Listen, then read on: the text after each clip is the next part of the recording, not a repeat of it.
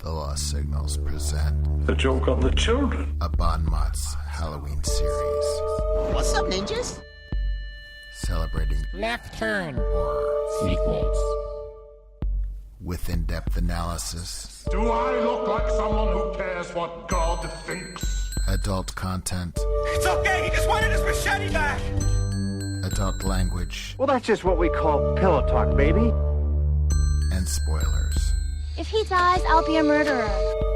Join us. Gotta love these parallel universes. Happy Halloween. Welcome to the MOTS-O-Ween 2017 finale.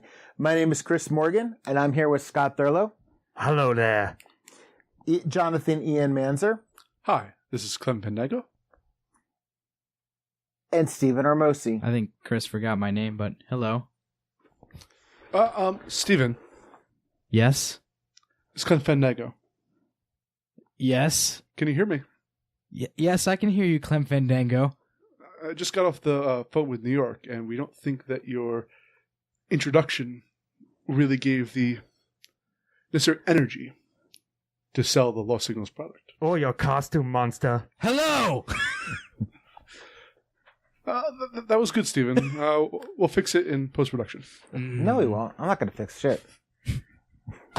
This is as good as live, boy. Anyway, tonight we've reviewed the 1983 classic, In quotes. end quotes, Halloween 3, Season of the Witch. Hard quotes on this one. And I bring it to whoever's got a funny log line. Rich? I think we have a guest logline on this one. Hey, it's Rich. Welcome to the studio, Rich.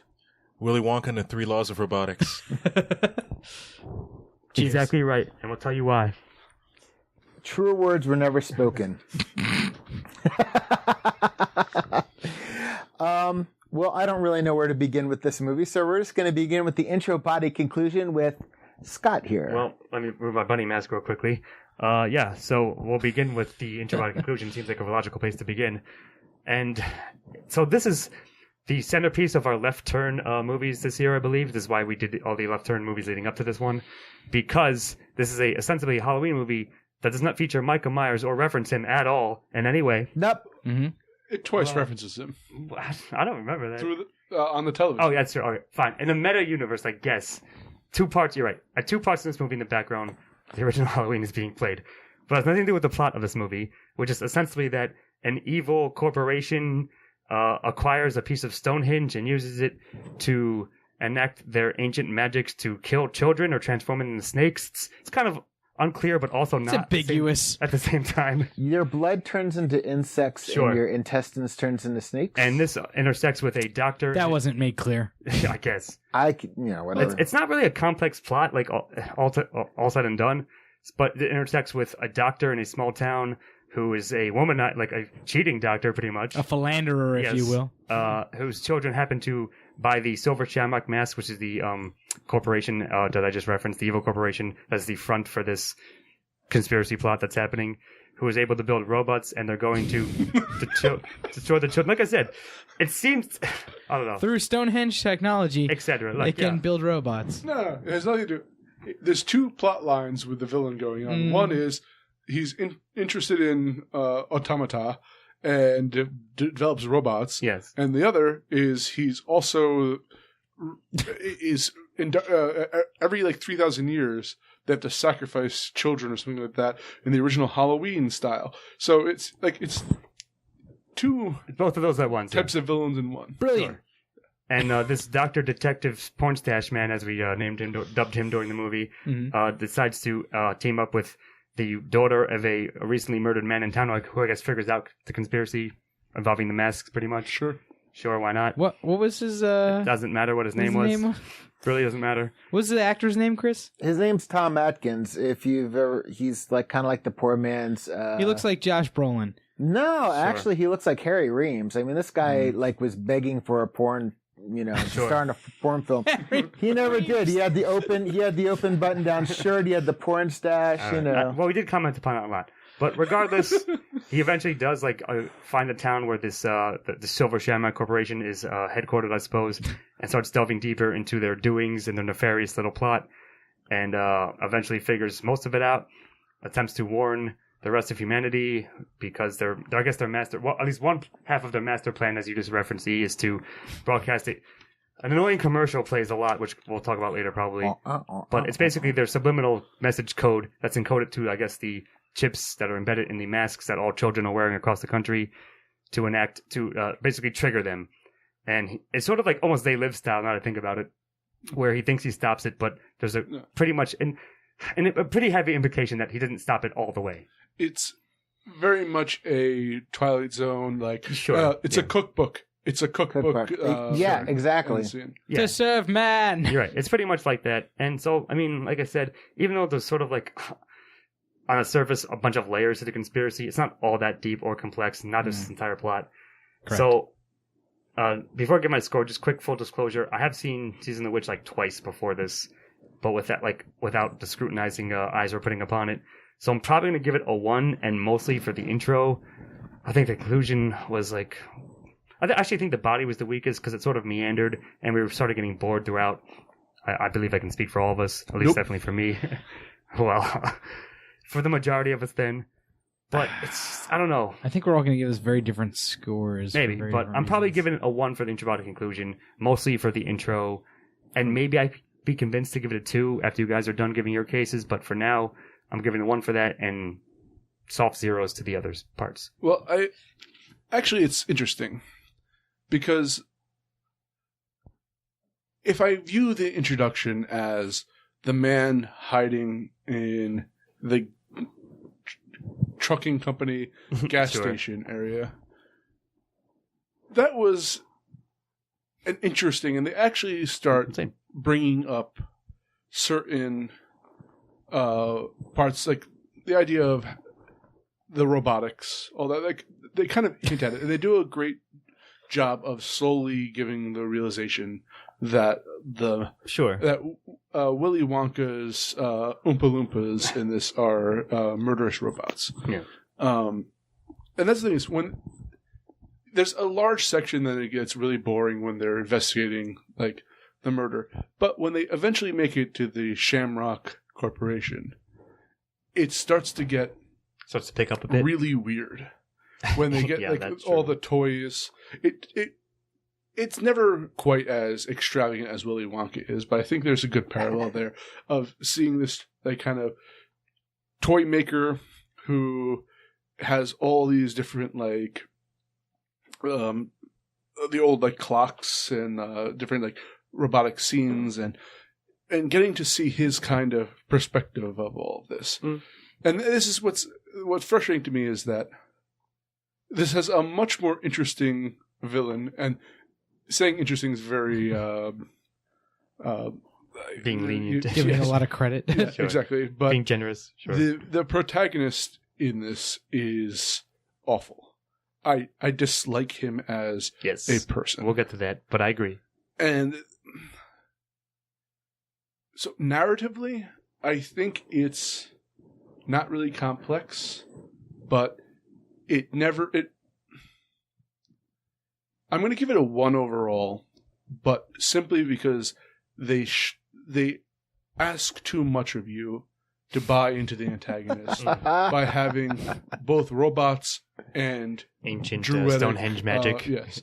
Sure. And they're not mixed at all. One has nothing to do with the other. It just happens. Kind of what I was trying to get at before, yeah. And that's very frustrating to me in a way. And I don't know particularly why, but if it could be pulled off, this certainly didn't do it. Yeah, it's this seems like a movie that could have had a decent plot, but it doesn't.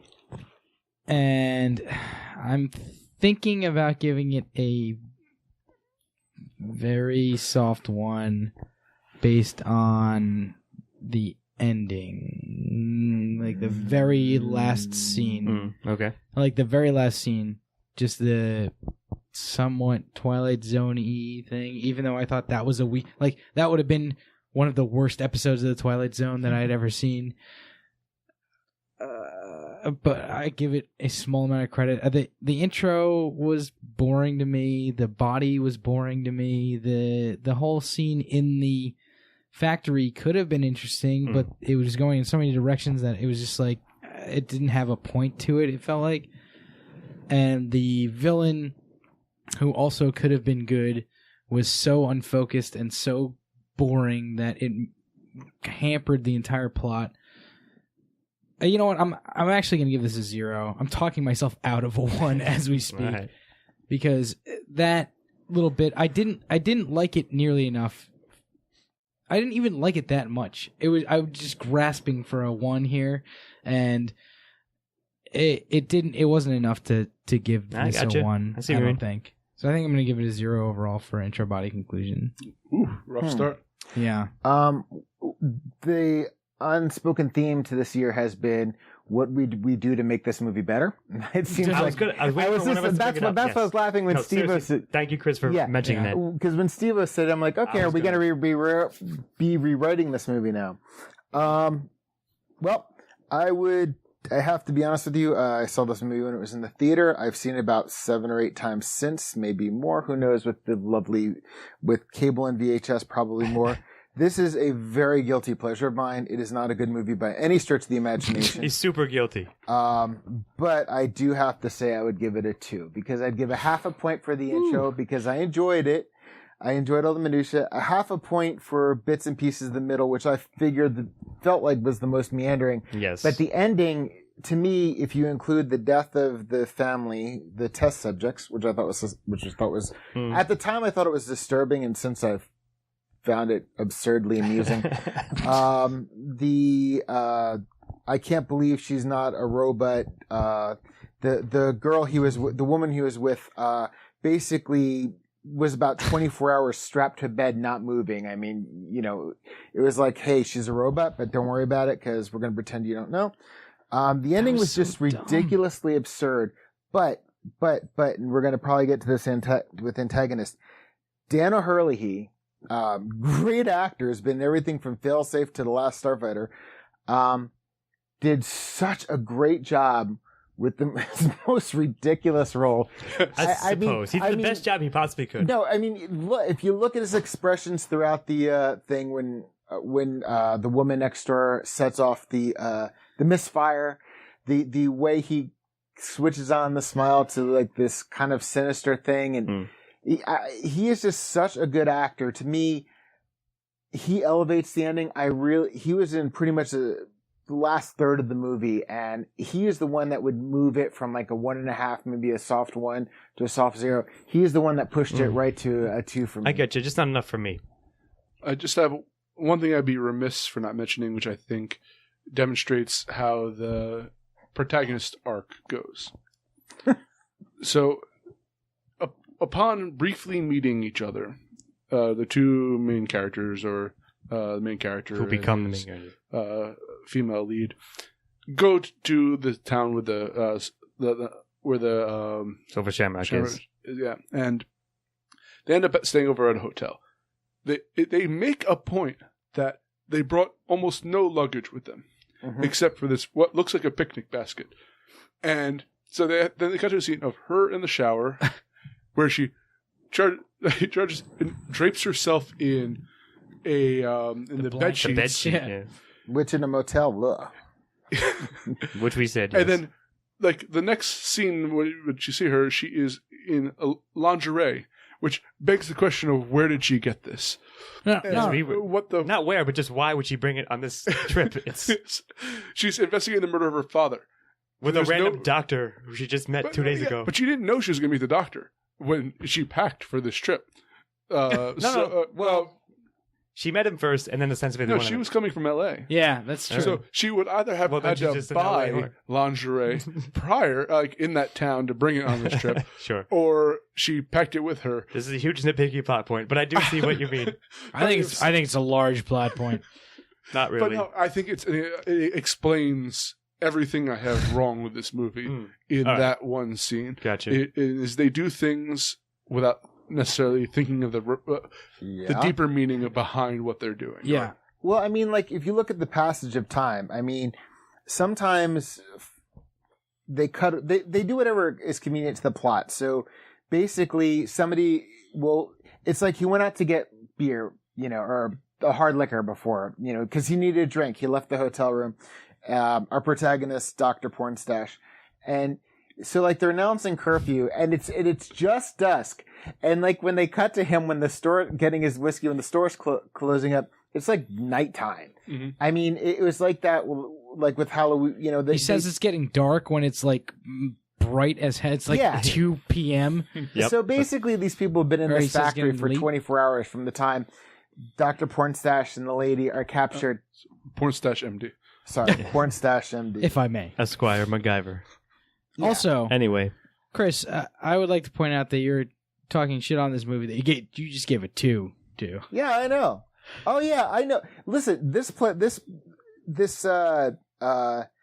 movie asks you to buy a lot of stuff. Like 3 masks are the biggest selling masks across the country. That they've got these big silver tags that, like, if I bought one of these things, which spoiler, these are the trigger mechanisms for which there's a little piece of Stonehenge in it within a computer chip that zaps a laser in you and your, bugs and snakes. But the thing is, it doesn't matter. I mean, if I bought one of those masks, the first thing I would do would be remove the goddamn tag. See? This film is just, narratively, it's a mess. As we're explaining the plot, I wonder if someone listening to this who's never seen this movie has any fucking thinking. Clue what the hell's happening. Yes. We'll get to that when it gets to recommendations. Yeah. It's freaking ridiculous. Sure. Well, I'm still sticking with a 1. Yeah. Oh, I'm sticking with it too. All right. Well, already. Ian. Yes. Were there any themes to this? Don't trust the Irish. Oh. It's an Is that a anti-capitalist theme, or is that just like contained as because of the character? I mean, the whole town is an Irish stereotype. Yeah, it's actually pretty bad. I don't know. I mean, you could make an argument for like consumerism. Fuck you. All right, go on. But there's been Day of the Dead, which did it far, far better than this. Sure. The thing is, you brought the thing that this movie requires you to make a lot of accept a lot of things, and they're so disparate. Yeah, I would say you can't. That it loses any meaning it had in since the dartboard plot points that it makes. Mm-hmm. There's robots in there, but then no meaningful commentary on automation. Exactly. Right. There's something about druidic practices and I guess stopping an ancient evil or something. But I don't know. I tried paying attention. I don't know why he's doing this. Well, for some reason, back in the homeland, they had a sacrifice of children and animals, and the hills ran blood. I mean, he just decided to be like, "Fuck it, I'm going to knock off." Instead of like a dozen kids, let's just fuck off and knock off. It was supposed to be like a villainous speech, which sort of was, but his explanations and motivations like offhanded, like, we did this and I'm doing it too, like, because I'm an ancestor of them. It's okay. It's really it's just such an unfocused movie. Yes, that it ruins any theme that it possibly, which it may even have. Everything you've mentioned so far, the anti-corporate theme is just super unfocused as well. It just doesn't make any sense or matter. It's a commentary on fads. Like, everybody bought these masks and everybody bought the masks is dead. So but they're not. The thing of the matter is, if everybody's doing it, don't be a lemming. I suppose, but I don't think the movie itself intended that at all. Okay, I'm just going to or says it anyway.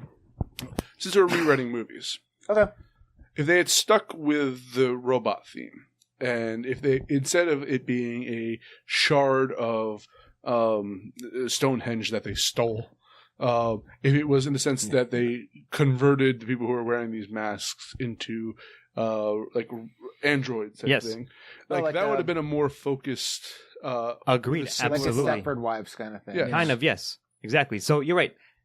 This made me think. I mean, I was probably going to give themes a 0 anyways, but considering the theme of us rewriting and tweaking movies that we've seen this season to make them more streamlined, they could have done one of two things, I think. And one would be, that it was just a corporation using the mass to turn people into automatons, essentially, or making them better, more servile servants, if you will. Or it could be an ancient cult using Stonehenge to do the same thing. But you can't have both at once. No. And regardless, they're not saying anything out either. They're not trying to turn people out there. It's robots and sacrifice.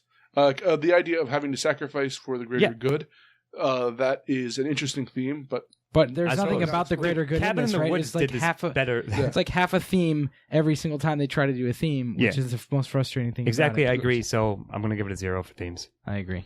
Oh, please, completely. Right. Giving you a 0. Alrighty. Steve-O, would you like to tell us about the antagonist? Sure. What's his name? Kavanaugh. Cochran. Conran Cochran. Canaman. Cochran. He is a antagonist that had so much potential, but the writing just didn't bear it out. The actor did a good job. Yep. I'll agree with that. I can't give the antagonist full points on just the actor doing a good job. Sorry. Drop my pen. But it's...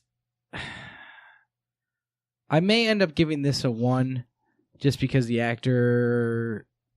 I forget his name, but he carries... Dan O'Hurley. He carries it pretty well and does a decent job. But really, it's... In a very subpar movie, in my estimation, he is one of the best parts, and that's the best I can say about it. I'll turn it over to you guys for sure. I don't have much more to say, but I do agree that he does a very good affable evil, if you will. Mm-hmm. Yeah, it's like sort of like a somewhat of a Bond villain-ish level, like thereabouts. And yeah, he does a lot with a little, or like whatever the script gave him, Steve-O. I definitely agree with that. So, was he effective? Kind of. Yeah, his plan like ostensibly almost worked or did work, and he was in control of a lot of things, especially of the robots, of course. So it might be like a very soft 1, but I think he gets there because he was a pretty formidable force, or at least his entire operation, if not him himself, and as embodied by him when he does confront the protagonists. So I think I'll leave it at that and give it a soft. It may be solid, but 1 for sure either way. So I was initially going to give it a 1. Then I was listening to Steve-O. I was going to give it a 0. All right. I like it. Because you made an interesting point that I think this actor who played the villain was the best aspect of this movie. But can I judge the acting versus? Yeah, I see what you mean. But I also I was listening to you, Scott, and you drew me slightly over that edge to the softest of ones, 0.5 infinite zeros, and then 1 at the very end. Yeah. Because I think I took the points away for his motivation or lack of coherent blurry motivation. We'll say in the intro body conclusion. So I'm not going to double punish this work. That's fair. I respect that. Yeah. And yeah. All right. Dig it.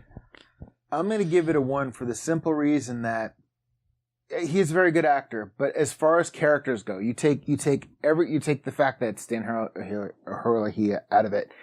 If you base this as a movie without knowing any of these actors, no disrespect, Tom Atkins, but sure, he's the only character I bought in this. Like in terms of like being an effective character.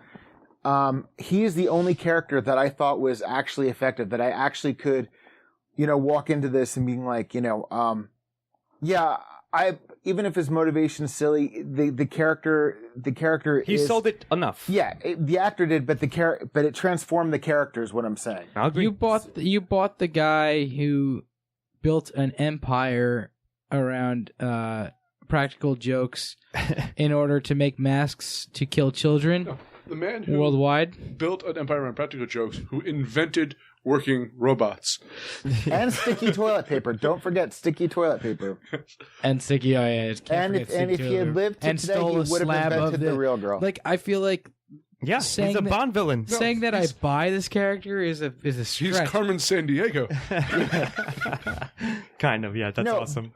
My whole point is he was the only one that I felt was a character in the movie. Let's put it that way. Yeah. All right. The most fully fleshed out character. No, it was just the actor brought more. But like life I to said, it. Yeah. I bought, he brought a lot to it. So, So I'll give that one a 1. all right. And it's to me with protagonist. I like Todd Batkins. He's a good character actor. He was in Escape from New York and The Fog, and he was just... Who the hell? Sorry, who is he in Escape from New York? He was with Lee Van Cleef. He was at the at the Liberty State. All right. Go back. But Go on. I found Did he his have that character stash? grating. I couldn't stand him. He was just Yeah, he's a complete a tool. huge cliche. I mean, Scumbag. seriously. Like when they're in the hotel room and he's just like, well, I'm going to go sleep in the car. And she's just like, where do you want to sleep, Dr. Chalitz or whatever? And he's just like, well, that's a silly question. I mean, like they're doing a porn film. That's who these Because characters when you have were. a porn stash, you do a So, porn film I or don't scene really- at least. I mean, we've been kind of talking about him, and we'll probably keep talking about him. All due respect to him, I have to give this one a huge 0. Regardless of his acting. Oh, it wasn't his acting. It was No. his, yeah. It's the fact that you said about there's a lot of convenient plotting Yeah. going on here. He gets whatever skill he needs to Oh, for the situation at that time until it's required for him not to be good at something. Yeah. And it's very frustrating to watch. Exactly, Yeah. and I think we said that thing. So, okay, he's a doctor, and then he became a MacGyver, and then he became a detective, like all this shit. And you're right, like the whatever situation And he found himself in, he had Yeah. some kind of like MacGyver's training, like I guess off screen, or just we're supposed to believe that he did. But on top of that, he's just a douchebag. So if we follow his family life, I guess his personal life, he's either divorced or estranged, but he has 2 kids, and He neglects, he's definitely obviously. banging like his forensic assistant at the hospital, and then like he meets the daughter of the dead man who comes into his hospital that causes a mysterious death, sets him off on this mystery. They go off to a hotel room together, have a porn. Like he's such a dick the whole way through. And like, Oh, yeah. it's so weird. Like she's searching for her father's murderer, and just decides to fuck this guy Well, the funny because thing of his is- awesome porn stash. As we And, agreed. and the other thing is, there was something brought up about her age, and she's like, "Don't worry, I'm older than I look." I mean, Yeah. it's just like, does she have daddy issues too? Obviously, they made a It point. doesn't that even she- matter. Like it's supposed to be like an offhanded like throwaway line, but you're like if you think about I it, mean, like that's just But fucking but creepy. in context with everything, it does kind of have Yes. that whole daddy Kind of. connotation. But you're thinking about it more than they did. I think Chris is just projecting right now. No, I'm just saying that I'm talking about like it being like troporama for like a porn or Yeah, softcore it kind porn. of is, and like and Sure, he was just. but A beyond dime that, store, not yeah. it's like, you know. If he's supposed to be like the character you're rooting for, I guess I was just by default, but I hated him as from what they gave to his character. So I'm gonna give him a pretty goddamn strong 0. Steven, just one last thought on this. You had mentioned throughout the entire film that you never felt tension in here. And one of the reasons That's is when correct. you have a character who you know is, in a way, infallible, which will be able to Exactly. beat whatever, without much effort, beat whatever challenge comes upon him, then There's no stakes tension at all. whatsoever. Yeah. And, Exactly. 0. Are we counting the what's her name? The female lead? I don't remember what Sure. her name is, as a protagonist as well. Sure, 0. I'm not really. I was gonna put it in secondary. Like And- ostensibly they're supposed to be partners, I guess. But, And that being the case, I've been waiting to like put this out okay, the whole episode so far.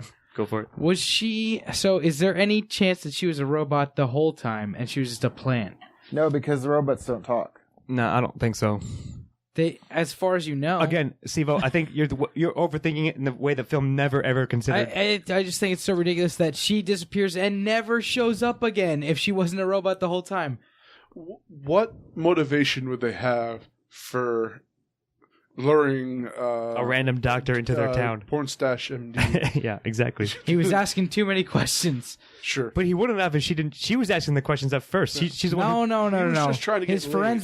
forensic assistant or whatever was asking the yes, questions. but at first because if she- your theory, I'm sorry, is if Emily, I think her name was indeed a robot the whole time, why would she lead him into like the gathering clues? My entire point here is that this is terrible storytelling, one way or the other. Yes. Why would she be Right? taking a shower, dude? No one's disagreeing. Either she was a robot the whole time.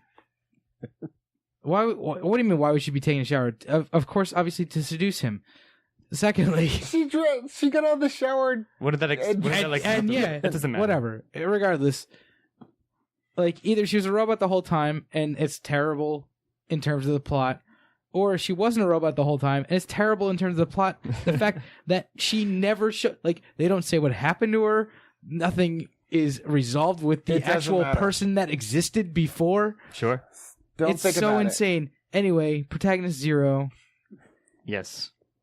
We can agree upon that. All I'm saying is, like, my final thought is, you're, as often the case, you are overthinking them in the way that the movie never, ever had a thought of. I don't think I'm overthinking. I think the movie's underthinking. Let's call it that. I guess That's maybe, true. but either way, still 0 for me. Yes. I'm right with you. All right, Scott, supporting characters. So this is another somewhat interesting one, because I was going to counter as a secondary, even though ostensibly they become partners, I guess, pretty fast, like right after the intro. But I did like forensic doctor woman. Molly from Sure, Sherlock. yeah. She even Molly calls from like the Sherlock. main character Sherlock as well. And I suppose the head salesman at Silver Shamrock and his family were pretty good. Like, I did enjoy them. They're Buddy. Buddy and his wife and child. I thought they were pretty good. Buddy. Sure. Doesn't even matter what his name is either.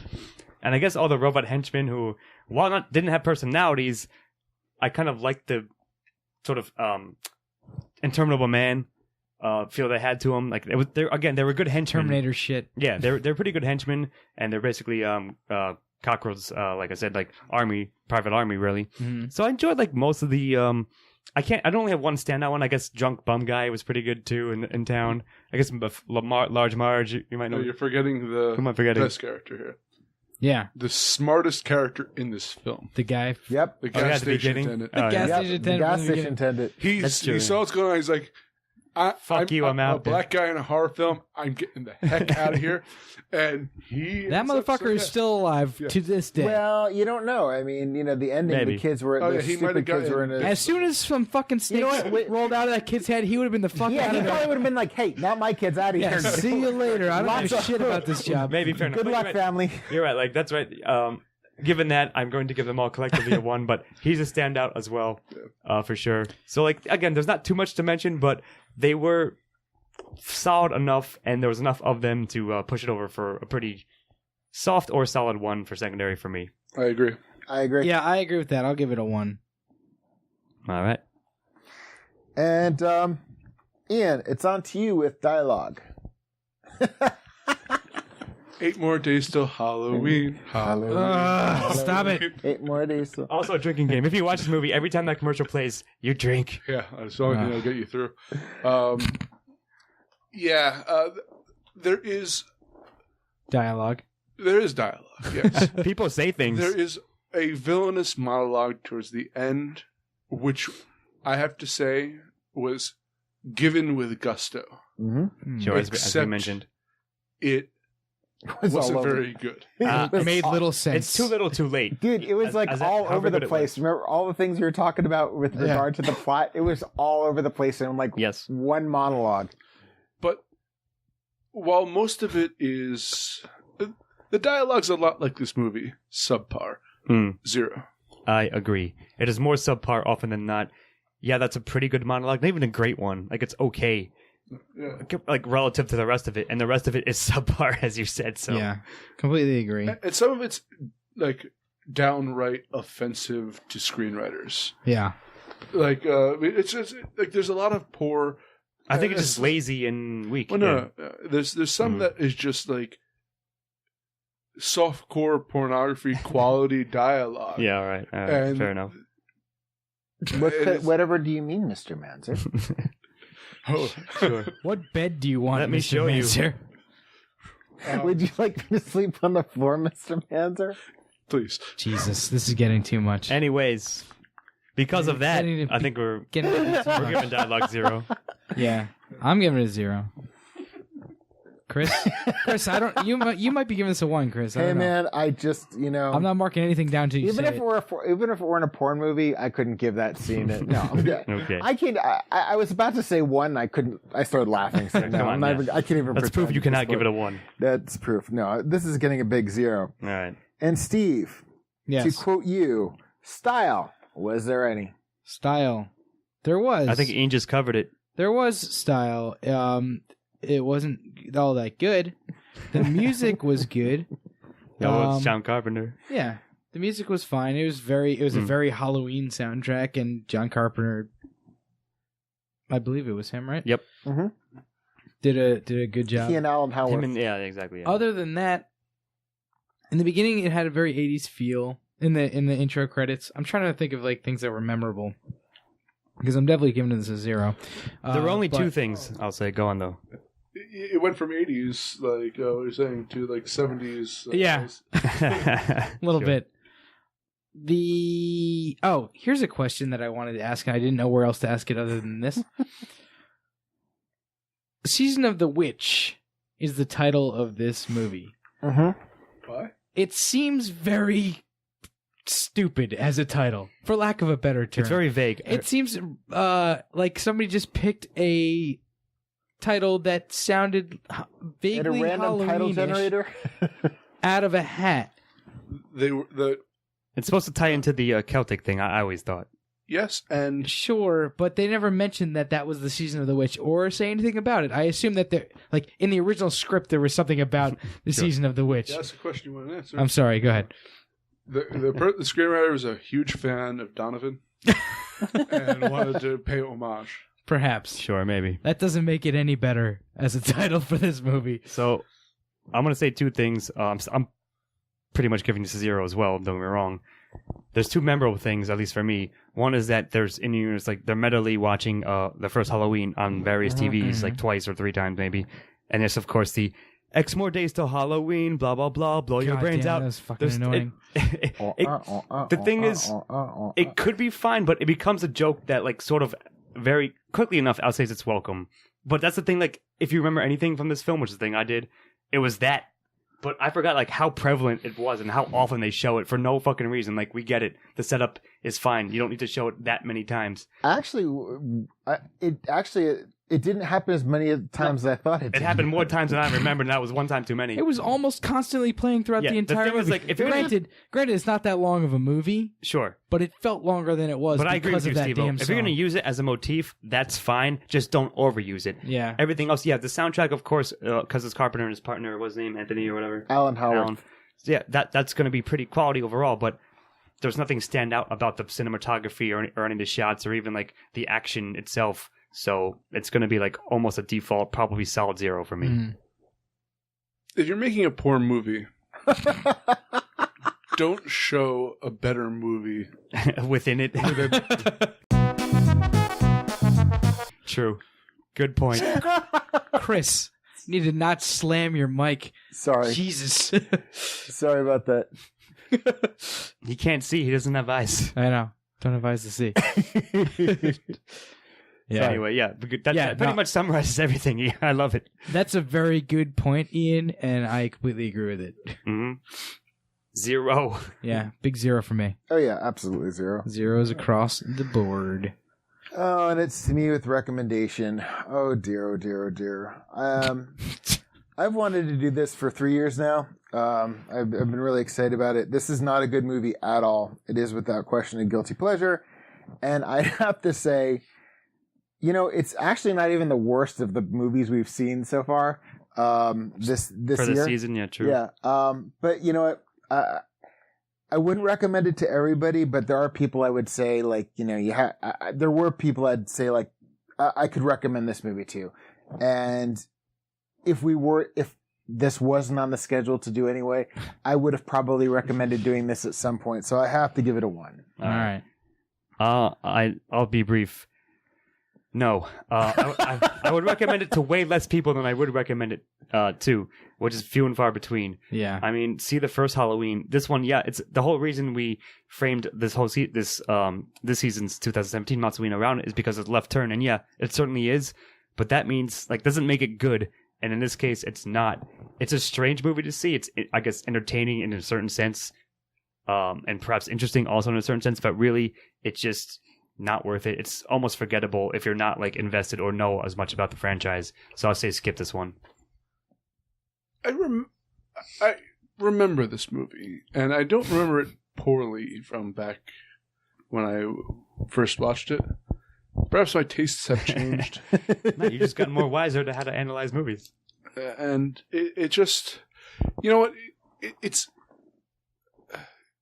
okay, and it's probably better than the scores that we're going to give it, but I wouldn't necessarily recommend it. Sorry. I'm just having my own conversation with the audience. With the camera. Yeah, to those of... I was saying, no, it's not better than where the scores we're going to give it. You're a hater. I think it deserves it. I'm drinking the haterade, that's correct. Yeah, you are, but that's okay. Right. We've all drank the haterade.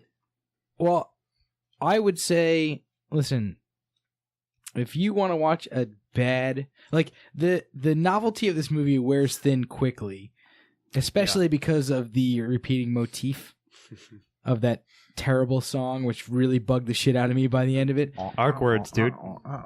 Yes, Chris. Yes, thank you. Steven, can you hear the theme? It's very obnoxious, and it's just not a great movie. Did you get a bowl of soup with that? Yeah, for those of you that aren't watching, that are on iTunes listening to this, we're all kind of dressed up, and Steve-O's got this pile of hats. We did have a pile of hats. I had a pile of hats. I'm down to one hat right now. Sure. And I'm gonna lose my last hat at the end of this, as I. So imagine Steve-O taking off a hat. Go. There it is. As I tip my hat and say, "Look, don't watch this movie. I can give you better. You want a better movie? Come ask me. I got a better movie. I'll get you a better movie by this afternoon." Yes, very nice. 0 for me. Mm. All right. I'm sorry, Ian. I apologize. I was making rude gestures to the camera before you gave your score. Yeah, fuck off. Ian's not giving a score. Oh, he's off the rails. Before you give the scores, I was just curious. There's one film out of this season that I didn't see with you guys, and I wasn't on the podcast. It was the only film of this I hadn't seen, of all the 7 films we'd done. And because I was doing all the editing and so forth, I watched about 10 minutes of it and listened to your podcast. So I'm excluding that. So which film? Can you please tell me? I'm sorry. It was Leprechaun. Okay. I'm not going to justify it by going into any further. I mean, I'm trying to forget that movie and saying its name as well. Hey, listen, I was looking through clips and it was depressing me. So if you say its name 3 times, it turns on. Yeah. Okay. So let's not do that then. So real quick before the scores, I'm just curious. What do you think is the best and worst in your opinion, Scott? Of this season? Of the 7. Armored Darkness is the best, and the worst is Leprechaun. Yeah. Yes, because Leprechaun is just an incredibly offensive movie. Like at least Season of the Witch is like not offensive, just sort of like bland and mediocre there. Yeah. It's mostly inoffensive. It's only offensive a couple of times. Right, no, I said mostly inoffensive. Yeah. Whereas Leprechaun is actively offensive, and Armored Darkness is just kick-ass, so... I would have to agree with that, yeah. What do you think? All right, I agree with Army of Darkness, but because I haven't seen Leprechaun... Right. I'd probably have to go with Hypercube. Fair enough. All right. I mean, I will see Hypercube 10 more times if we're all sit through. That's really, fine. You'd rather watch Hellraiser, whatever it was. Oh yeah, Bloodline. Yeah, Bloodline's another guilty pleasure. That was a terrible movie I watched as well. all of the Hellraisers last year. It was great. Let's do good horror movies next year. Oh please, Chris, I'll give you a lot of credit. That was a good question though. At the end of this, I just needed to. The 4 of us started this. I wanted to know where we ended. Those are my thoughts, and those are your thoughts on them. And okay. I see it. I respect it. And if Ian wants to give us the final scores, well, Steven. Yes. You gave it a 2. Yes. Scott and I didn't give it a much better score with 3s. And Chris, sweet Chris, gave it a 5. Give it a 3.25 overall. I think that's pretty accurate. Yeah, I would too. And I have to say, this is again a bit of nostalgia.